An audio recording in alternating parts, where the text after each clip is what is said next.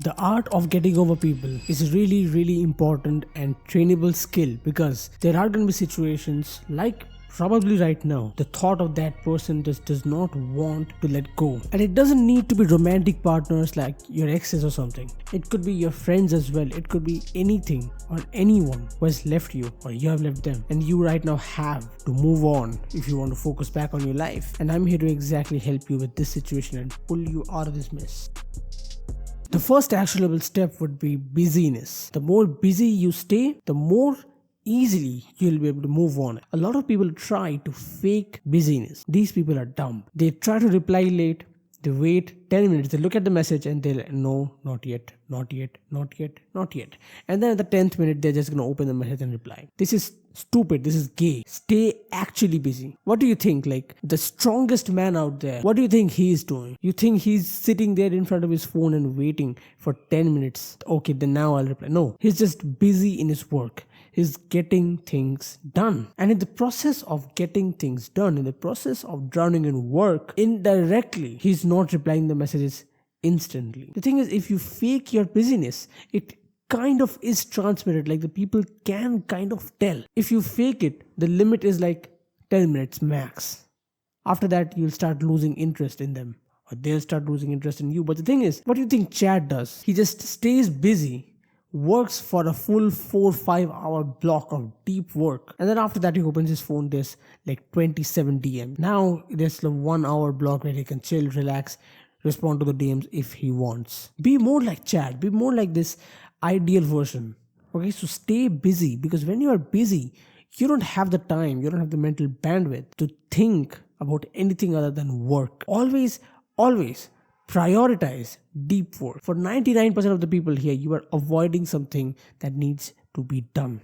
And so do that justice. Make that work complete. Get the work done. And as you drown yourself more and more into these waters, you're going to realize that I can't think of anything else. And the thing is, you won't even realize that you're thinking this because you're just going to be so busy. Personally, this is the best tip. This is the best tip ever. Like if you're trying to get over anything, be it a person, be it a thought, embarrassing situations which keep playing in your head, the fumble, someone calling you some names, whatever it is, you don't have time to think about those things because you're so busy in your work. And so embrace this busyness. Just get things done. And for the minority of people who think that they don't have work, you are lying, because if all your assignment, everything is completed, don't go for entertainment, don't go for mind numbingness, because when you are like going for mind numbingness, for the time being when you're watching the series, you won't need to think of the thought, but as soon as you stop watching the series and you get back to real life, the thoughts will still bug you. And so a proper solution to this would be find side quests. And so for example, I felt bored one day and then I was like, okay, today I'll learn how to shuffle cards. I felt bored one day and I was like, okay, today I will learn how to solve a Rubik's Cube. And so there's infinite amounts of side quests that you can do. And so give yourself side quests, and for most of the people, focus on the main quest. The second would be a kind of controversial one, because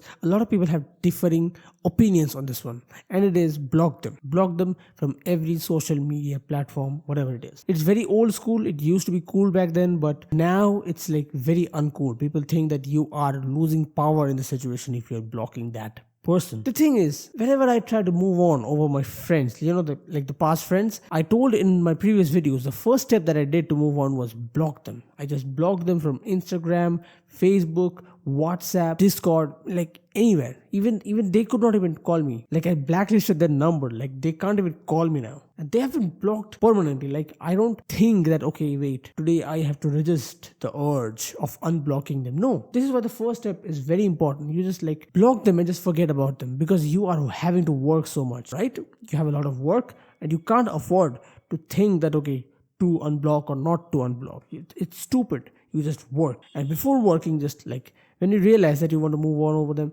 just don't think about this. Don't ponder over this. Just block them. Don't even consider what mutual friends are going to say. Don't even consider what anyone else says. Don't even consider what your dating coach. It's your mental well-being. It's you.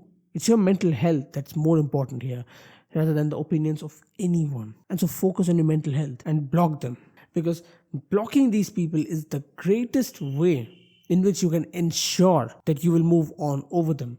if they are not on your screen, if their words are not being read by you, if their pictures are not being viewed by you, how can you not move over them? You will just forget about them. And this is what I want for you. You'll just forget about them. This is the level of moving on that I want from you. In some cases, and only in some cases, you will actually have to maintain communication with them in real life. Because in most of the cases, when you're trying to move on over the person, you won't need to communicate with them in real life, and you won't need to communicate with them in the online world. So just block them completely off. But in some cases, you have to maintain communication with them. What do you do in those cases? It's very simple. Just grow cold. And I'm going to keep it short here because I'm about to make a separate video on how to grow cold. But there's 3 ways to do this. Number 1 is keep your conversations logical. Instead of applying good morning or the weather is good or bad or I like this or don't like that, strip your conversations of all of that and just focus on the fact, the cold hard logic. So instead of saying that I like this weather, say, oh, it's winter. Okay, it's summer. Yeah, the weather's hot. That is it. And one great way to ensure that you do this, by the way, is imagine that your conversation is being transcribed, so like audio to text. Make sure that none of your sentences end with an exclamation mark or a question mark. Just everything should be an assertive sentence. Everything should be a full stop. The second way to grow cold is conversations. And what do you do here? Growing cold in conversations is basically not initiating conversations. So don't text them a good morning or don't initiate a conversation by small talk. Yeah, I kind of like this weather. You've been doing this for so long. It's a very hard habit to break, but it definitely is breakable. So stop initiating conversations with them. Now, the third step would be when they initiate conversations with you. Don't get hostile. Don't get angry. Reply cordially, but logically. Again, step 1. Be very logical in the replies as well. When they greet you with a small talk, okay? So like they say, good morning, man. And you're like, yeah, it's a good morning. Move out. That's it. Like that should be the end of the conversation.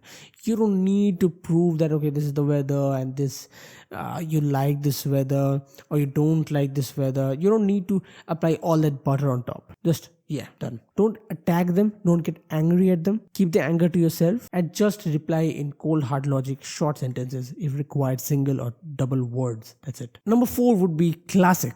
Absolutely classic, and it is to stop showing up when they invite you. This is the classic passive aggressive way to let someone know that you don't like them. When they invite you, don't show up. Simple as that. You will think that, okay, well, what will the mutual friends think? I mean, it's a party that I really want to go to. But the thing is, look, if it's a party and someone else, like your actual friend, is inviting you, but you know for a fact that this person that you're trying to get over from is gonna be there, should you not go to the party? You should go to the party because you have not been invited by this bad person that you're trying to get over from. It's someone else. But if you are being specifically invited by this bad person, don't go. Just avoid them completely. And the thing is, maybe even ghost them. The 5th step would be making new friends, meeting new people. And so this is something that I don't really need to explain that much because everyone does it. But the important bit here is, do not, and I repeat this, do not stay dependent on one person, even if you are committed to them. Now, this will sound a little bit controversial, this will sound a little bit bad, but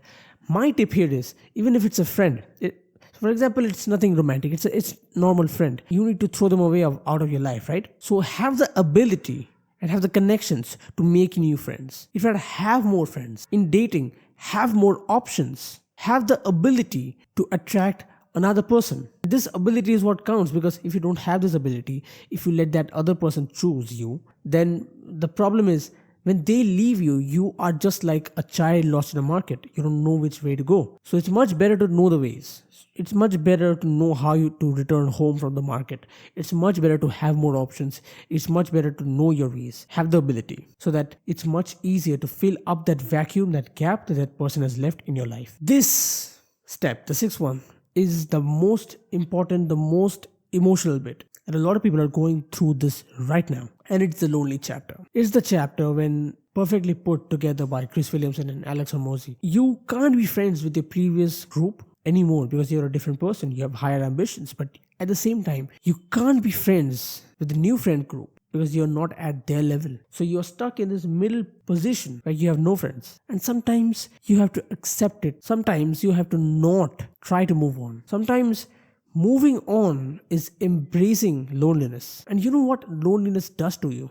it gives you mental strength. It puts less value on connections and more value on connection with yourself. Because, like, imagine a person who is not comfortable being lonely and a person who's comfortable being lonely. What do you think their friendship interaction is going to be like? The person who can't be lonely, who hates being lonely, will abhor loneliness, and so they will become a yes man. They might not agree with something, but they will still say yes to maintain a friendship, to maintain something. They will grow desperate because they don't want to be lonely. They're running away from loneliness. But the thing is, the person who has the experience of the lonely chapter, the person who has been through the lonely chapter himself, that person will not be desperate because he knows that even if these people leave me, I have options, that option is me. And this is so important because if you don't have options, and one of the options being loneliness, that's like the greatest option right there. If you don't have the ability to stay alone, if you don't know how to be comfortable with yourself, how to be comfortable under your own skin,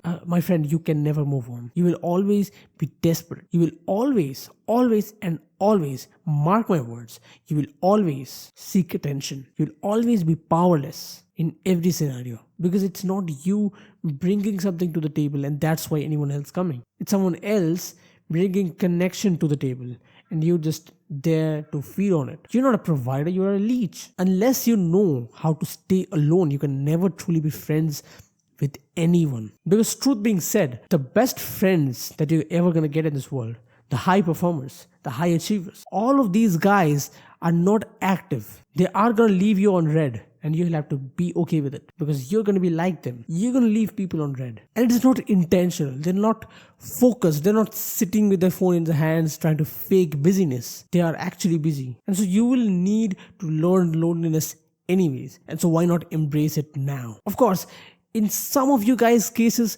you are actually crawling back into the comfort spot, especially if you have been a single child for long. It's a comfort spot for you to just stay lonely, and so you need to put yourself in the uncomfortable parts and try to form connections with others. But a lot of people need to embrace loneliness because they don't know how to be alone, and so they sound desperate everywhere. If right now, today, I go to a connection with someone else, I try to form a connection with someone else, I'm not desperate. I don't need them. I want them. I want to talk with them for well-being, but I don't need them. I can survive on my own. I control my mental well-being. And this gives you power because if you don't need someone, but they need you, they're indebted to you. They will have to maintain communication with you. And this is power. This gives you a lot of power, a filthy amount of power. Because if you don't need someone, you can just cut them away from your life and your life will not be affected at all. But if they need you, their life will be affected. And so they become indebted to you, kind of. They like stay dependent on you for their well-being. And the thing is, desperation actually is going to get you less friends. Because if you don't know how to stay lonely, you are going to be desperate. But then if you're desperate, people will run away from you because desperation stinks. Desperation is what will get you less friends. Power is what will get you more friends.